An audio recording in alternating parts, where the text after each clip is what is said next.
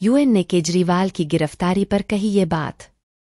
संयुक्त राष्ट्र के प्रवक्ता महासचिव स्टेफन दुजारिक से दिल्ली के मुख्यमंत्री अरविंद केजरीवाल की गिरफ्तारी, कांग्रेस पार्टी के बैंक खाते को फ्रीज करने को लेकर आगामी आम चुनावों से पहले भारत में राजनीतिक अशांति पर सवाल किया गया था। भारत समेत दुनिया भर के कई देशों में इस साल चुनाव होने हैं। ऐसे में संयुक्त राष्ट्र महासचिव एंटोनियो गुतारेस के एक प्रवक्ता ने कहा कि वैश्विक निकाय उम्मीद करता है कि भारत और जिस भी देश में चुनाव हो रहे हैं वहां के लोगों के राजनीतिक और नागरिक अधिकारों की रक्षा हो। इसके अलावा हर कोई स्वतंत्र और निष्पक्ष माहौल में मतदान कर सके।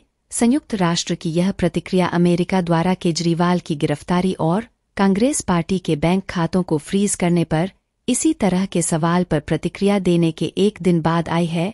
दरअसल केजरीवाल की गिरफ्तारी पर टिप्पणी के विरोध में एक वरिष्ठ अमेरिकी राजनयिक को भारत ने बुधवार को तलब किया था, जिसके कुछ घंटों बाद वाशिंगटन ने फिर दोहराया कि यह निष्पक्ष, पारदर्शी, समय पर कानूनी प्रक्रियाओं को प्रोत्साहित करता है।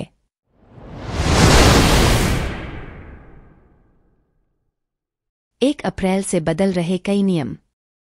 1 अप्रैल 2024 से नए वित्तीय वर्ष की शुरुआत हो जाएगी। इसके साथ ही आपकी जेब पर असर डालने वाले कई नियम भी बदल जाएंगे। नए वित्तीय वर्ष की शुरुआत के साथ ही नेशनल पेमेंट सिस्टम से जुड़े नियमों में बदलाव होने वाला है। 1 अप्रैल से एनपीएस के खाते में लॉगिन करने के लिए 2 फैक्टर ऑथेंटिकेशन जरूरी हो जाएगा। ऐसे में ग्राहकों के लिए समय रहते इससे जुड़ी प्रक्रिया के बारे में जान लेना जरूरी है। 1 अप्रैल 2024 से फास्टैग से जुड़े कुछ नियम भी बदल रहे हैं। अगर आपने अब तक अपनी कार के फास्टैग की बैंक केवाईसी पूरी नहीं की है तो 1 अप्रैल से शुरू होने वाले नए वित्तीय वर्ष में आपको परेशानी झेलनी पड़ सकती है। ऐसे में जरूरी है कि आप 31 मार्च 2024 से पहले ही अपने फास्टैग की केवाईसी से जुड़ी प्रक्रिया पूरी कर लें। अगर आपने ऐसा नहीं किया तो आपका फास्टैग खाता बैंक की ओर से निष्क्रिय या ब्लैकलिस्ट किया जा सकता है। अगर ऐसा होता है तो फास्टैग खाते में मौजूद बैलेंस का इस्तेमाल करने में भी आपको परेशानी हो सकती है। सरकार पैन कार्ड और आधार कार्ड को लिंक करने की डेडलाइन कई बार बढ़ा चुकी है। फिलहाल 31 मार्च 2024 को आधार पैन लिंक करने की आखिरी तारीख है।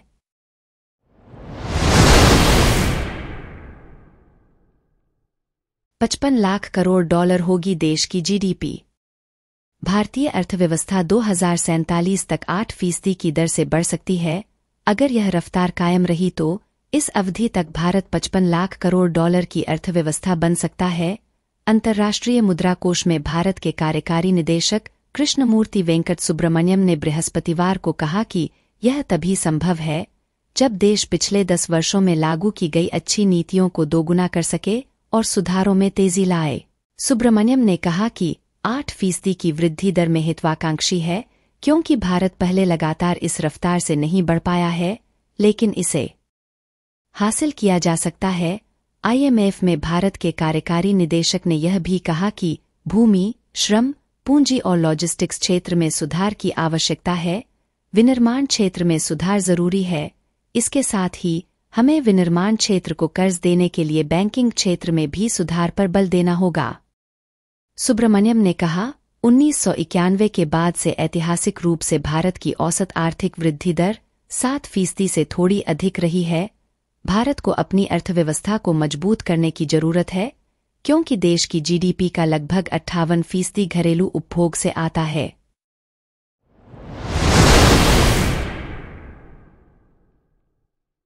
हूती विद्रोहियों ने की युद्धपोत पर हमले की कोशिश। संयुक्त राज्य अमेरिका की सेना ने हूती विद्रोहियों के 4 ड्रोन तबाह कर दिए। अमेरिकी सेना द्वारा बताया गया कि इन सभी ड्रोन का इस्तेमाल अमेरिकी युद्धपोत को निशाना बनाने के लिए किया गया था। बता दें कि हूती विद्रोहियों का यमन के एक बड़े हिस्से पर नियंत्रण है। उन्होंने पहले ही लाल सागर से होकर इजराइल जाने वाले सभी जहाजों को निशाना बनाने की चेतावनी दी थी। संयुक्त राज्य अमेरिका की सेना ने बुधवार को कहा कि उसने लाल सागर में यमन समर्थित हूती गुट द्वारा लॉन्च किए गए 4 ड्रोन को सफलतापूर्वक नष्ट कर दिया। बताया गया है कि हूती गुट ने अमेरिका के 2 युद्धपोतों को निशाना बनाने के लिए 4 यूएस तैनात किए गए थे। इस हमले में कोई जनहानि नहीं हुई और न ही अमेरिकी जहाजों को कोई नुकसान नहीं पहुंचा। यूएस सेंट्रल कमांड ने अपने आधिकारिक सोशल मीडिया प्लेटफॉर्म पर बताया है कि जहाज़ों को किसी भी तरह की क्षति पहुंचने की सूचना नहीं है।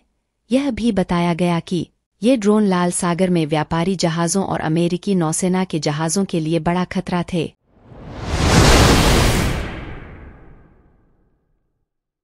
कांग्रेस को 1,700 करोड़ रुपए का डिमांड नोटिस जारी। आयकर विभाग ने भारतीय राष्ट्रीय कांग्रेस को 1,700 करोड़ रुपए का डिमांड नोटिस जारी किया है। दिल्ली उच्च न्यायालय ने कांग्रेस से करीब 105 करोड़ रुपए का बकाया कर वसूलने के आयकर नोटिस पर रोक लगाने से इनकार करने के आयकर अपीलीय न्यायाधिकरण के फैसले को बरकरार रखा है। हालांकि अदालत ने कांग्रेस पार्टी को अपनी शिकायतों के साथ नए सिरे से आईटीएटी में जाने की स्वतंत्रता दी है। देश की सबसे पुरानी पार्टी ने हाल ही में आयकर वसूली के खिलाफ आईटीएटी का दरवाजा खटखटाया था और उनके बैंक खातों की वसूली और फ्रीज करने की आयकर विभाग की कार्यवाही पर रोक लगाने की भी मांग की थी। कांग्रेस ने अपनी शिकायत में कहा था कि आयकर विभाग ने सुनवाई के नतीजे का इंतजार किए बिना बैंकों के पास पड़ी शेष राशि को फ्रीज कर दिया। पार्टी ने अपील की थी कि जब तक स्थगन आवेदन का निपटारा नहीं हो जाता तब तक विभाग अपनी कार्रवाई रोक दे। इस बीच कांग्रेस ने केंद्र सरकार पर लोकसभा चुनाव से पहले पार्टी को आर्थिक रूप से पंगु बनाने की कोशिश करने का आरोप लगाया है।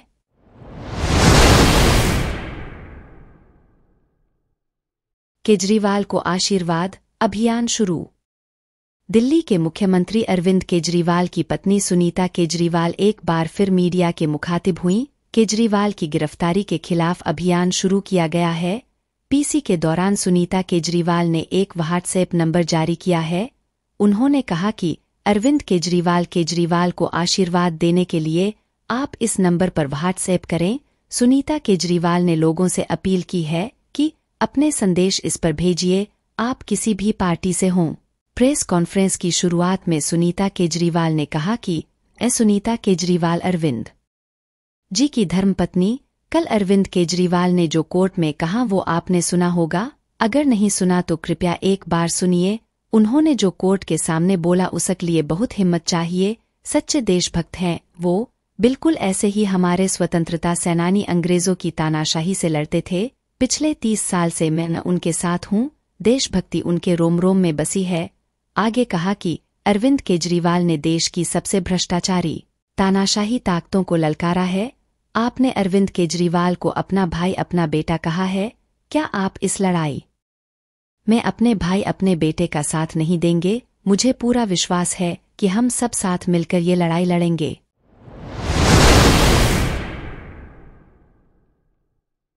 किसान योजना की 17वीं किस्त पर अपडेट। अगर आपने अब तक ई-केवाईसी नहीं करवाई है तो आप इस काम को अपने कंप्यूटर के जरिए करवा सकते हैं। इसके लिए आपको योजना की आधिकारिक वेबसाइट पर जाना होता है। वहीं अगर आप चाहें तो अपने नज़दीकी सीएससी सेंटर जाकर भी इस काम को करवा सकते हैं। यहाँ पर आपकी बायोमेट्रिक बेस्ड ई-केवाईसी की जाती है। आप अगर योजना से नए जुड़े हैं या पुराने हैं और आप चाहते हैं कि आपकी किस्त न अटके तो इसके लिए आप बैंक जाकर भी ई-केवाईसी करवा सकते हैं। इसके लिए आपको फॉर्म भरना होता है और फिर बायोमेट्रिक के जरिए आपकी ई-केवाईसी कर दी जाती है।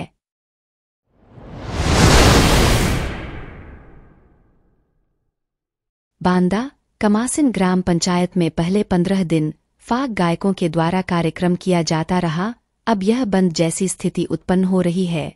इसको देखते हुए अनिल कुमार गुप्ता नगर अध्यक्ष राष्ट्रीय जन उद्योग व्यापार संगठन रामलीला समिति के प्रबंधक व राजू चौरसिया समाजसेवी वरिष्ठ उपाध्यक्ष राष्ट्रीय जन उद्योग व्यापार संगठन दोनों ने मिलकर कार्यक्रम पूर्ण कराया।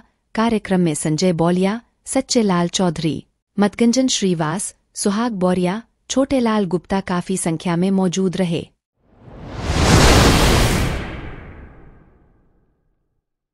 उत्तर प्रदेश जनपद अमरोहा के रजवपुर हाईवे किनारे स्थित श्री वेंकटेश्वरा यूनिवर्सिटी में लोकसभा चुनाव को लेकर प्रबुद्ध वर्ग सम्मेलन में पहुंचे मुख्यमंत्री योगी आदित्यनाथ ने विपक्षियों पर जमकर निशाना साधा।